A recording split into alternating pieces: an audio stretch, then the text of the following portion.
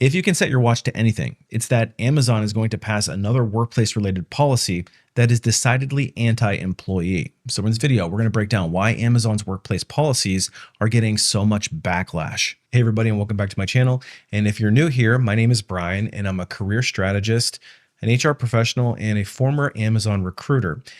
And I made it my mission to demystify how hiring and careers work at major corporations, just like Amazon. So if this kind of content interests you, make sure you hit that subscribe button. You may also want to hit that notification bell so you don't miss any future content. And if you're tired of employers holding all of the cards in the employment arrangement, it is time for you to start reclaiming control in your career. And if you're not sure how to do that, I've actually created a free webinar, which walks you through step by step what exactly you need to do in order to start taking back the reins and acting like the CEO of your career. If you're interested, I will leave a link in the comments below. Okay, so there's a lot of interesting things going on at Amazon, and I like to think of this as the canary in the coal mine. Typically, there's a first mover, and when one employer, in particular in the tech space, decides to do something drastic, oftentimes other companies will follow suit. And if you want more evidence of this, just look at the layoffs that happened during the pandemic. One company starts with layoffs, and then every other company shortly thereafter follows suit. And the same thing has happened more recently with Microsoft and other companies like Meta, who have started to announce performance-based layoffs. Now, I've talked about those in other videos, but it seems like when one company starts to do something, all other companies kind of follow suit because they no longer have to be the bad guy. They're just following what everybody else is doing. So Amazon has had no problem blazing a new trail, and it does seem like there's an all-out war on the employee. Again, this is my own interpretation of it and my own opinion, but I want to show you some of the data that supports what exactly is going on and why I feel this way. And it's a shame because Amazon is actually a really great company to work for if you get on the right team and in the right division, with the right job type, with the right boss. So let's take a look at how I arrived at this conclusion and whether or not you feel the same way. So let's set the stage with the Amazon leadership principles. And if you're not familiar with what they are, they're Amazon's core values, and there's 16 of them. And they're very crucial or core to how Amazon conducts business. Amazon back in 2001, right at the time where Jeff Bezos stepped down and handed over reins to Andy Jassy, they actually announced 2 new leadership principles. And I feel that it's kind of the timing of it's quite interesting, but nonetheless, the first one that they updated was to strive to be the Earth's best employer. So they say leaders work every day to create a safer, more productive, high-performing, and more diverse work environment. They lead with empathy, have fun at work, and make it easy for others to have fun. Leaders ask themselves, are my fellow employees growing? Are they empowered? Are they ready for what's next? And leaders have a vision for and the commitment of their employees' personal success, whether it be at Amazon, this is probably the most telling thing, or elsewhere, because to me, it seems like they're more interested in you having a successful career elsewhere at this point in time. Now, again, this was back in 2001, because since then, things have drastically changed for the employee. Because not long after, Amazon sharply upped their performance improvement plans for workers, and then they laid off tens of thousands of people. Now, this is going back to March of 2024, so this is over a year ago as I record this video. But essentially what they did, and this is kind of small writing, I'll try to read as much of it as I can because it's probably hard to read on the screen, but it says that Amazon, throughout the period of 2022 to 2023, they actually laid off 27,000 people. So by way of any layoffs, that's a huge number of people that are getting laid off, but for the size of Amazon, it's actually a fairly small percentage of their workforce because their workforce is absolutely massive. But during this period of time, they were really focused on improving their participation in the PIP process. So basically what they're doing is they were placing thousands of employees each month into the initial phases of the PIP process in early 2023. And this was leading to people getting caught up in multiple rounds of layoffs. Essentially, these were what they called performance-based, or what they essentially deemed to be performance-based layoffs. These performance improvement plans, which are pretty common ways of getting people to exit the business, and oftentimes what they'll try to do is put you on a performance improvement plan, and then you'll, in theory, opt yourself out. They're kind of I guess, hoping that you would do that. But basically, it's a formal way of telling the workers that they need to improve, or they'd be put on a performance improvement plan, which is basically a formalized first step in the documentation of termination. It's essentially functionally what it is. Doesn't mean that if you're put on a performance improvement plan that you can't get off of it, but when you're put on a PIP, it's pretty hard to get off of it. And in most cases, people will end up terminating or just quitting on their own accord. So what they were doing is they were putting a bunch of people on PIPs back in 2022, 2023, and what they called this internal process called focus. You get put on focus if you're not performing to their standard.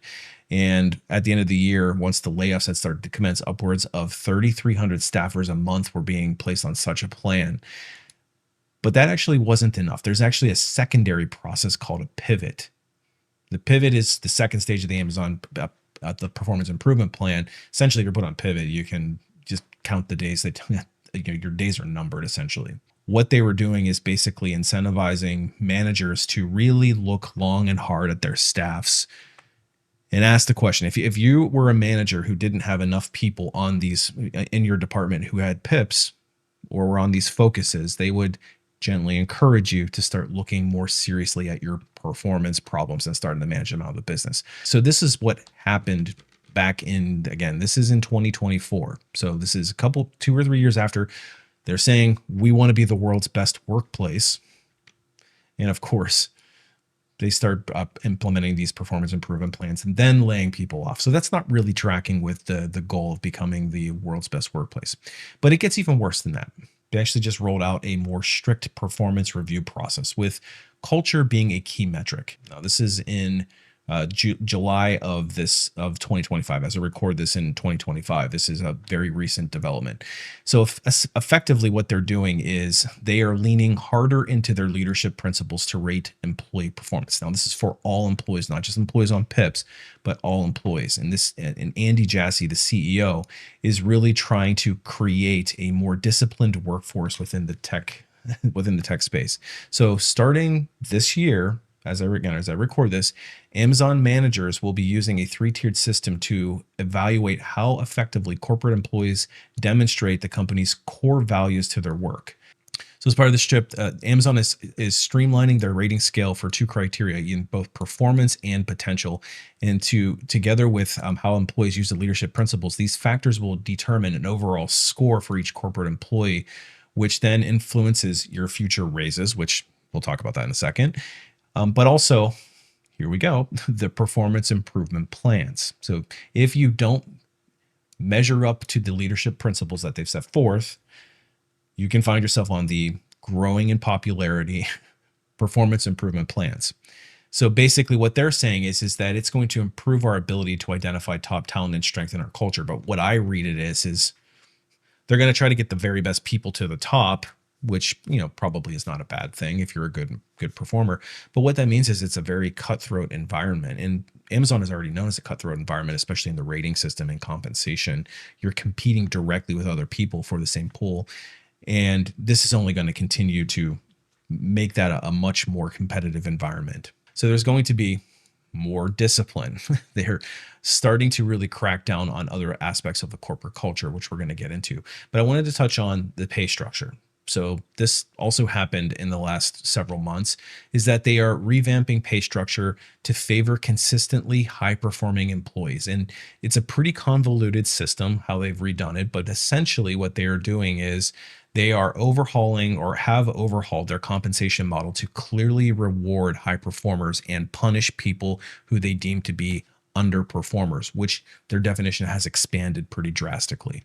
So if you're in the top tier, you can make 100% or 110% of your pay range. And if you're in bottom tier, you only get 70% of your pay band, down from 80 last year. So even people who are decent performers or were decent performers in the past can find themselves being held back from a compensation perspective, in addition to the performance management and all that stuff. So again, it's another data point of, are they truly trying to be the best employer, or is it something else? And it also means that while these managers are being asked to reflect on their workforce and figure out what other employees can you put on a performance improvement plan, those same managers are also being looked at in the same light. because Andy Jassy has said that he wants to whittle down on middle management. They want to increase the direct reports. They want to increase managers' direct reports, make fewer senior hires, and down level or cut pay for some employees. And in particular, what he is trying to do, Andy Jassy, has a plan to increase the ratio of individual contributors to managers by 15% by the end of March. So in other words, what he's doing is he's trying to get rid of the middle management. He's trying to get rid of the management layers, reduce management layers in the hopes to decrease bureaucracy and move fast. Okay, that sounds all fine and dandy. But the problem is if you're focused on career growth, you now no longer have managers or that manager level that you can even move to, and it's getting much more competitive. So having a successful career at Amazon becomes infinitely harder. And so while Andy Jassy says that this plan to reduce the ratio of individual contributors to managers by 15% is an effort to decrease bureaucracy and move fast, what I'm reading it as is they want to reduce the total number of people who are on payroll. That's how I read it. But this isn't the end of the bad news, because Andy Jassy has also sent out an internal memo telling employees to expect cuts to white-collar jobs because of, you guessed it, AI. He's being very blunt about it. There is going to be a reduction in the workforce over the next few years as we roll out more generative AI and agents. It should change the way our work is done. This was on a memo posted on the Amazon website. It says, we will need fewer people doing some of the jobs that are being done today and more people doing other types of jobs. And it's hard to know exactly where this nets over time, but over the next few years, we expect this will reduce our total corporate workforce as we gain efficiency from using AI extensively across the company. So as you read this, you have to think, I've been kind of preaching till I'm blue in the face, and I still think that people are not taking this seriously. AI is coming. Companies are looking very carefully and closely about how they can implement AI solutions. And Andy Jassy is saying it here. We're looking to eliminate jobs. It's point blank. You can't deny it. It's in here. It's on the Amazon website. He is literally saying, I am going to look at generative AI and agents to reduce the workforce. And if you look at all these other things that they're doing, the performance appraisals, the PIPs, the layoffs, the reduction of middle management, this is all tracking with reducing the workforce and becoming leaner to increase company profits, because the company, a company the size of Amazon, I mean, they've got 1.5 million people working there. How do you keep on squeezing the lemon, so to speak? Shareholders demand that a company grows a certain percentage. And at some point, a gargantuan company the size of Amazon, which is a true massive titan, I don't think you can even appreciate how big of a titan and how big of a Goliath Amazon is. How do you keep on improving profitability quarter after quarter, year after year? The biggest expense is the 1.5 million workers that they have. And so that's what they're looking at. And that's what all of these companies are looking at. And that's why there's such a war on the workplace. There's such a war on the workforce. And it's become a very adversarial. A guy like Andy Jassy needs to look at this, because this is directly tied to his ability to keep his job, to keep his shareholders happy. They have to start looking at these things. And it's unfortunate because the employee is the one that just continually loses in these situations. I wish that I could say that it was getting better, that was the end of the bad news, but it actually isn't getting better, because there is also, in January 2025, Amazon started very famously requiring their people to return to the office. Now, this comes at a time when kind of the COVID pandemic, remote work hangover, I guess you could call it, is kind of coming to an end. People shifted to remote work for years, and pretty well publicized. Most industries, they're trying to force people back into the office. And in a lot of companies, they've been very public about it, Amazon being one of them. Well, they required people to come back into the office 5 days a week. And this was starting January 2nd. And essentially they said, if you're not going to come back into the office, we'll accept that as your resignation. So they're basically forcing people to go into an office anywhere. Amazon has lots of different offices, small little satellite offices all over the place. So basically what they're doing is they're telling the corporate 350,000 corporate employees that are expected to come into the office 5 days a week, which could be very catastrophic if you're somebody that was hired remotely. It doesn't matter if you were hired remotely back in 2022 or 2023, that was the job and the pretense of the job that you took. And you were well known to have lived in a certain location that was far away from the job itself because you were working remotely. They don't care. They're basically saying that if you don't show up and work in an office, I mean, literally just to have face time, even if your team isn't there, if you have to show up, if you don't show up for 5 days a week, then your job is in jeopardy. So this was back in January of 2025. So I personally know some people in my local area who used to work from home. Now they're going into an office every single day. But it gets even, the hits keep on coming here, guys. So not only is it not enough for you to show up to an office 5 days a week to have FaceTime in some corporate entity somewhere, Amazon is now forcing thousands of people, their corporate staff, to relocate closer to their teams. And this is often meaning that you have to relocate across the country. And the worst part about this is they have 30 days to decide and 60 days to either start the moving process or resign. And here's the key: without severance. If you decide that you are not going to move, I mean, imagine if you have just like say a special needs child, or you've got some doctor that you have worked with and you're in your area. You have literally 30 days to figure out if you can move, if you're willing to move for a job that is actively looking to lay people off, actively looking to replace people with AI, actively looking to reduce management headcount, actively at war, at least it seems like to me, with their workforce. And they're telling you that you have 30 days to move. Now, I don't know if they include any relocation in this, especially if you're somebody that worked remotely. Are they willing to relocate you and pay the cost to get you there? Or is this something that you have to do on your own? If that wasn't part of what you signed up for, I mean, you took a job, say 2 years ago, working at Amazon under the pretense that you were going to be a completely remote job, a completely remote worker. And now you have to go back to your spouse, to your family, and tell them, hey, actually, we got to sell the house that we just built. We got to relocate for a company that clearly has no long-term commitment to their employees.